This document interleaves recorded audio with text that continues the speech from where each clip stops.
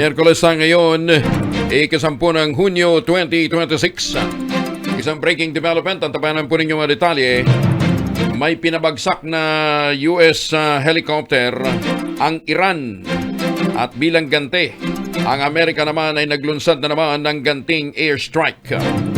Ang tabayanan na detalye, samantala isang buwang sahod ng bagong Senate Majority Senators idodonate sa mga biktima ng lindol. Death toll naman sa Mindanao quake umabot na ng 41. Gatchalian at Cayetano naglabas naman ng magkaibang work advisory sa Senate employees sa harap ng umano'y security threat. Bilang ng mga unemployed sa bansa bumaba noong Abril. Presyo ng LPG may 5 pisong rollback kada kilo ngayong buwan. 18 maleta boys inulan ng kaso matapos sampahan ng cyber libel ng isang kongresista. Utak sa pagpatay sa Korean businessman arestado sa Quezon City. School principal sa Eastern Samar natagpuang tadtad ng saksak. Radyo natin nationwide. Kami po ang inyong mga tagapaghatid balita. Makakasama po Ella ni Bensal. At Kuya Angel Angelo Palmones, kasama na natin mula po sa Washington, si Jojon Acol, kaugnay po ng pagbagsak ng isang US helicopter. Tinira ito ng Iran, gaganti naman ng US. Jojon. Magandang umaga, Kuya Angel Elay. Mga kaibigan, opisyal naglunsad po ngayon lamang po ng retaliatory strike o ganting pag-atake ang US Central Command o CENTCOM laban sa Iran kanina lamang. Ito ay direktang utos mula kay US President Donald Trump. Ang nasabi pag-atake, Kuya Angel Elay, ay ganti ng Estados Unidos matapos pabagsakin ng isang Iranian drone ang isang US Army Apache attack helicopter malapit sa baybayin po ng Uman. Ito po ay nangyari kagabi at ayon po sa Pentagon, ang drone na ginamit ng Iran ay kapareho ng mga inatake sa mga barko ng Strait of Hormuz, bagamat inaalam pa kung sinadya itong ibangga sa US helicopter. Samantala kaagad na nagsagawa ng rescue operations ang CENTCOM at maswerte nakaligtas ang dalawang crew ng Apache helicopter. Sinagip sila ng isang tinatawag na Autonomous Surface Sea Drone at inilipat sa isang lokasyon sa tubig bago hinila pataas. Parang nasa pelikula, Kuya Angel, kung kita mo to. Ang drone rescue boat ay kauna-unahang sinagawa ng US Navy 5th Fleet Task Force 59. Sa isang tawag naman sa telepono, habang nangyayari po ang pag-atake ngayon, ay sinabi ni Trump na nararapat lamang ang napakalakas at patinding tugon ng Amerika sa ginawa ng Iran. Bagamat naniniwala pa rin siyang posible pa rin po ang isang magandang peace talk o peace deal dito sa Iran. Hindi naman po nagpatinag ang Iran at inilabas nila ang pahayag sa social media na nagbabala si Iranian Parliament Speaker Muhammad Baghir Kalibaf at sinabi nito na mas gusto nilang ang diplomasya kahit ibang lingwahe pa, pero kung sakasakali sila ay atakin muli, marunong naman sila magsalita ng ibang lingwahe. At kung may sisirain daw na kasunduan ang Amerika sa usapang pangkayapan, handa silang magsalita at gumanti. Kuya Angel. Saan nakatutok yung retaliatory strike? Hindi binanggit ng CENTCOM, pero ang mga pinatamaan nila ay mga satellites at drone strike parang lugar kung saan doon sa Iran na ito ay naging positive naman sa nasabing strike ngayon. So ang ginawa pala yung Apache, ano ginagawa ng Apache helicopter? Nagpapatrol? Actually, nagpapatrol lang itong Apache helicopter, pero hindi malaman ng US CENTCOM kasi binangga yung ng drone ng Iran ang helicopter at bumagsak ang helicopter, pero bago pa bumagsak sa katubigan ay nakapag-eject na yung dalawang piloto ng Apache helicopter. Hindi sumabog. Hindi siya sumabog. Bumagsak siya. Bumagsak ng buo. Pagbagsak niya sa buo at saka siya sumabog. Pag nung tumama sa tubig, saka lang sumabog. Ganun nangyari? Yes, sumabog siya. Kasi ang lahat ng mga US Apache helicopters or mga eroplano nila, nakaprogram ito na sumabog pag nakaligtas yung mga nag-eject yung mga piloto nito. Ito ang ginagawa ng Amerika para hindi na makuha man ng kalaban, hindi na nila magagamit pa ang mga helicopter o mga eroplanong pandigma ng Amerika. Saan bumangga kaya? Harap, likod o gilid? Wala pang binabanggit at ito po ay tinitingnan at nire-review ang mga video na nakuha ng CENTCOM. Oh, hindi. Tsaka kung nagpapatrol, hindi ganun kataas yung lipad. Correct. Kasi may binabantayan silang mga oil tankers diyan sa Strait of Hormuz. Kaya pala, ang nag-rescue sa kanila, Ay isang drone drone. din. Drone din. Drone rescue boat ang tawag. Ito yung tinatawag na autonomous surface sea drone. Ito yung kauna-unahan na ginamit nila ngayon dahil mayroon silang tinayo na bagong command. Ito yung US Navy Fleet Task Force 59. Ito po yung mga nagre-rescue sa mga US forces kung ito man po ay nasa ibang lugar at ito ay nire-rescue ng Task Force 59. High-tech na high-tech, ano ha? Mantakin mo. Karamihan sa mga ginagamit nila dito ay mga drone na Kuya Angel. Puro unmanned. Puro unmanned na, ha?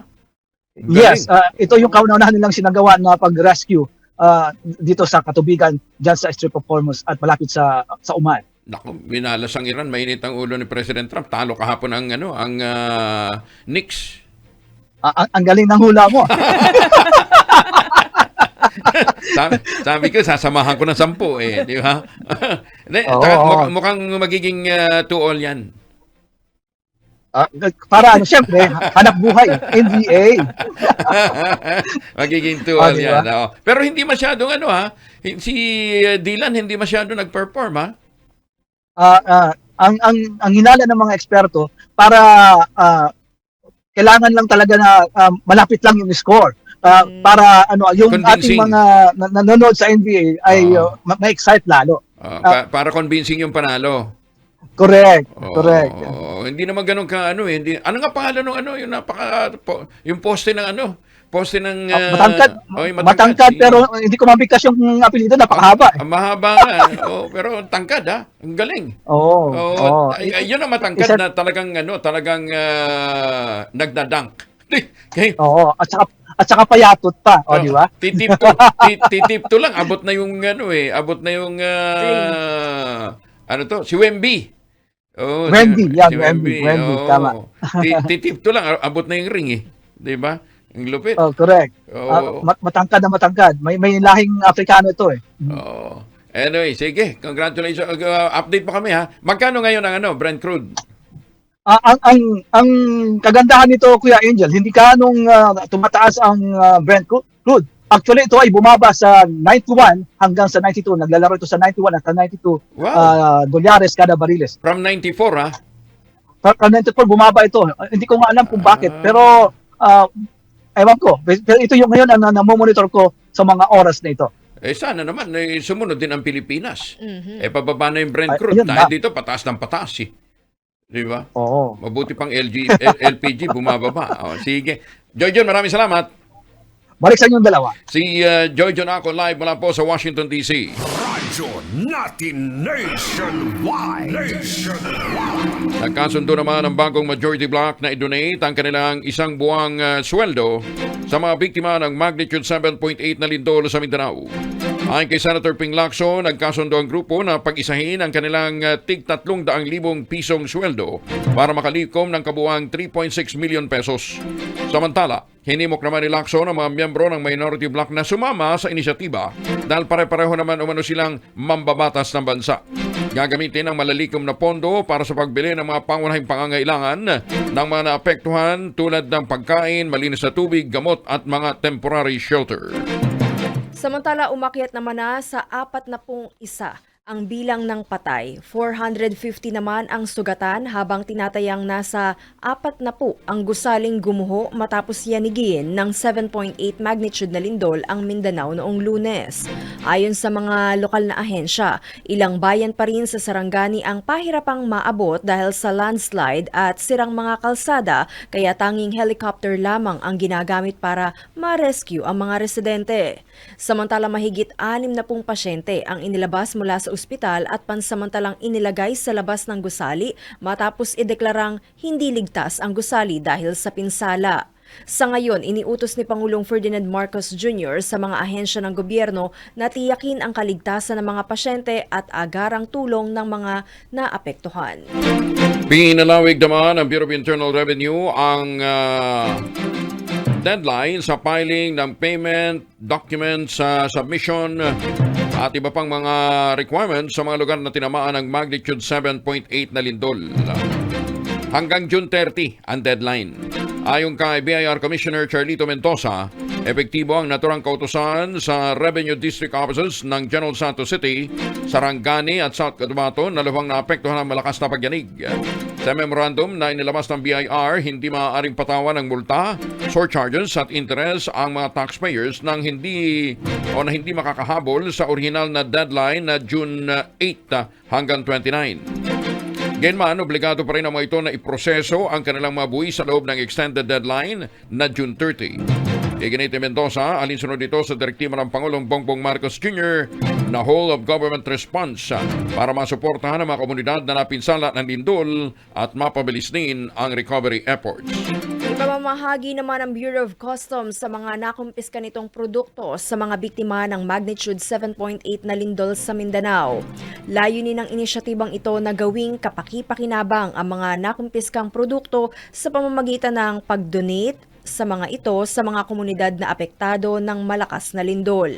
Inatasan na ni Customs Commissioner Ariel Nepomuceno ang lahat ng mga opisyal ng daungan sa bansa na i-audit at ihanda ang mga nakaimbak na kagamitan na kwalipikado para ipamigay. Kabilang sa mga ipamimigay na kagamitan ay mga damit, footwear, school supplies, tents at mobile power supply units na maaaring magamit ng mga residente sa disaster-prone areas. Ayon kay Nepomuceno, mas mainam na mapunta ang mga ito sa mga nangangailangan kaysa naman mabulok lamang sa mga bodega. Nasa 51.69 million pesos ang kakailanganin ng Department of Education para lamang sa paglilinis at pag-aayos sa mga paaralang napinsala ng magnitude 7.8 na lindol. Sa naturang halaga, 7.78 million ay para sa cleanup at clearing operations ng 267 na mga apektadong eskwelahan, habang 43.9 million naman ang para sa mga repair ng mga silid-aralan. Ayon kay Secretary Sani Angara, batay sa inisyal na assessment, aabot ng 1,400 classrooms ang nasiro ng malakas na lindol. 896 na naturang bilang ang nagtamo ng minor damage, 296 ang major damage, 199 naman ang tuluyang nawasak. Bukod dito, meron ding 14 na water, sanitation and hygiene facilities ang napaulat na nasira. Region 12 ang nakapagtala ng pinakamaraming damaged classrooms na nasa mahigit 1,000. Sumusunod ang Region 11 na merong 192 at sa Region 10, 77. Isa sa ilalim naman sa psychological first aid ang mga estudyante sa Maasim, Sarangani sa Mindanao matapos ang naranasang magnitude 7.8 na lindol noong Lunes. Sa panayam ng DZRH, sinabi ni DepEd Assistant Secretary for Operations Jocelyn Andaya, hindi muna bibigyan ng worksheets ang mga bata. Titiyakin muna na sila'y ligtas at nasa maayos na kalagayan bago simulan ang kanilang pasukan. Magkakaroon po tayo ng psychological first aid sa mga bata. Yun, importante. Sabi ninyo na ang ibang bata, syempre na-witness nila po yung nangyari at nagkakaroon ng trauma. And so kailangan ating tulungan sila paano i-process po ito. Pagkatapos po nun ay magbibigay na po tayo paunti-unti ng mga worksheets sa kanila habang ginagawa pa po yung mga classroom para naman mapagpatuloy pa rin ang kanilang pag-aaral. Samantala, dalawang atleta mula nga sa Ateneo de Manila University namatay matapos malunod sa dagat ng Dipakulaw, Aurora. Detalye ng balita mula sa 88.5 Radyo natin Baler mula kay Eileen Gonzalez. Eileen, good morning. Dalawang atleta mula sa Ateneo de Manila University ang nasawi matapos malunod sa dagat na sakop ng Barangay Lipit sa Dipakulaw, Aurora nitong Hunyo 8, Lunes ng hapon. Kinilala ang mga biktima na sina Rene Clert Baterbonia, 19 years old, dating MVP ng palarong pambansa at bagong recruit ng Blue Eagles, at si Divine Adili, 21 years old, isang Nigerian student athlete na naglaro para sa Ateneo sa UAAP PNP Season 88. Ayon sa inisyal na investigasyon ng PNP Aurora, dakong alas 2:40 ng hapon nang mangyari ang insidente. Bahagi umano ng team building ang paglalakad sa tubig na abot hanggang hita nang bigla silang tangayin ng malakas na alon at mapunta sa malalim na bahagi ng dagat. Agad namang rumisponde ang dalawang lifeguard ng resort, ngunit hindi na naisalba pa ang buhay ng mga atleta. Naghihinagpis naman ang ina ni Rene mula sa Davao na nagsabing team building ang paalam sa kanya ng kanyang anak at hindi military training. Ayon pa sa kanya, ipinagbawal umano sa mga atleta ang paggamit ng cellphone kaya't hindi na niya nakausap ang kanyang anak bago ang trahedya. Samantala, iginiit naman ng PNP Aurora na ligtas pa rin ang mga resorts sa lalawigan. Dagdag pa nila, aksidente ang nangyari at wala umanong foul play na nakikita ang mga otoridad. Naghahanap pa sila umano ng karagdagang testimonya na makapagpapatunay sa nauna ng pahayag ng PNP. At yan ang balita mula dito sa 88.5 Radyo Natin Baler, Aileen Gonzalez para sa Radyo Natin Nationwide. Maraming salamat, Eileen. Kaya sa mga magsiswimming, partner, ang tatangkad doon, ha? Oo. Eh, kung ang tubig daw hanggang tuhod lang. O hindi, kasi nga may mga portions dyan sa, sa Baler, na lumalalim. kantilado. Parang dyan sa Sambales, ganun din. Ay, ikaw, partner, sabagay, sanay na sanay ka namang lumangoy, ano ha? Pinakamainam pa rin, merong life vest, ano ha? Yes. Lalong-lalo na kung hindi nyo kabisado ang mga beach resorts, ano ha? Kasi nga, para sa mga surfer, yung Baler Aurora, parang training ground.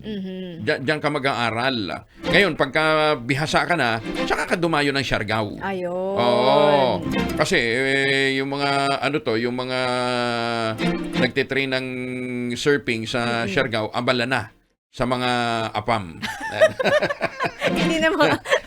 hindi na, oo. Kasi Hindi makapag-surf. may mga girlfriend na eh. Kaya hindi na nila naaasikaso yung mga nagpapaturong Pinoy. Eh dapat pupunta kayo doon, mag-train muna kayo dito sa may Baler, tapos magpakadalubhasa kayo dito sa may La Union. Saan ngayon? Lugar na yun? Sa Urbistondo. Oo, dito sa Urbistondo. Bago mag-Siargao. Saka ka mag-Siargao. Para at least pagpunta mo ng Siargao, Mabebe na lang. Oo.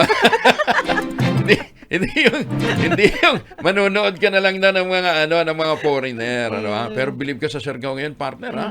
Talagang antindi ng 1:5 na ngayon doon eh. 1:5 na. 5 ang dayuhan, isa lang ang Pinoy. Oo. At ang presyo ng mga mga properties, halos 5,000% ang itinaas, ha? Wow. Ng value. Kaya yung mga nakabili ng mga lupa doon talagang ngayon, talagang namamayagpag. Namamayagpag talaga rin niya yung si Madam Charmela. Kaya pala, saan ba si Madam Carmela doon? Basta sa Siargao Pero wala akong bilib kay Madam Carmela. Hindi pa nakakabingwit hanggang ngayon eh. Radyo